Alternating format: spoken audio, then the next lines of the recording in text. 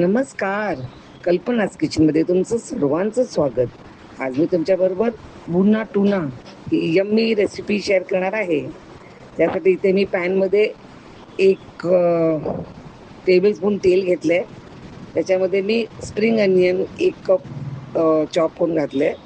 तुमच्याकडे spring onion नसेल तर तुम्ही कांदा पण घेऊ शकता. ठीक आहे. तर तो जरा अनियन चांगलं मी परतवलं आहे आणि मग त्याच्यामध्ये 1 कप टोमॅटो घातलाय चॉप्ड. ठीक आहे.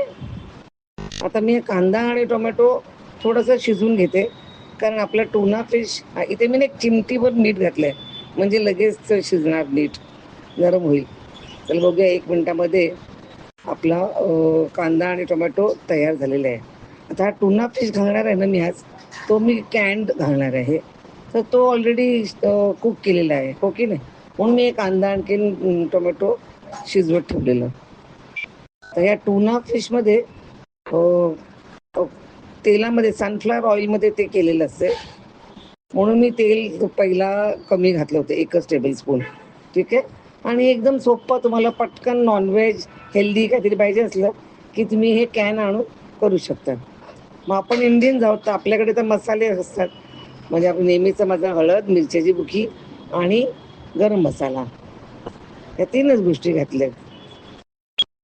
आणि ऑफकोर्स मीठ, चवीनुसार मीठ. ह्याच्यामध्ये मीठ नव्हतं त्या ह्याच्या टिनमध्ये. हे तुम्हाला ॲमेझॉनवर मिळतं हे टुना फिश. आता मसाले घातले तर सगळं परत ते नीट परतून घेणार, म्हणजे जसा मसाला लागेल त्या टुना फिशला.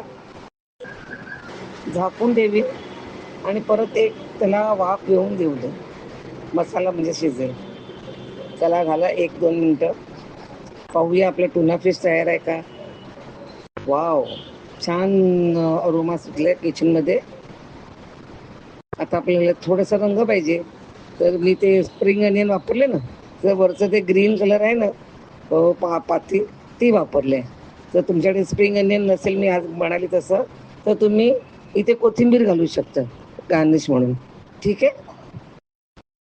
झालं, आपला tuna fish is ready to eat. तुम्ही हे भाताबरोबर, पावाबरोबर खाऊ शकतात. तुम्हाला हेल्दी पाहिजे असेल तर सॅलड बरोबर पण खाऊ शकता तुम्ही. आता आजची रेसिपी आवडली तर लाईक, शेअर आणि सबस्क्राईबचं बटन प्रेस करायला विसरू नका. व्हिडिओ पाहिल्याबद्दल धन्यवाद.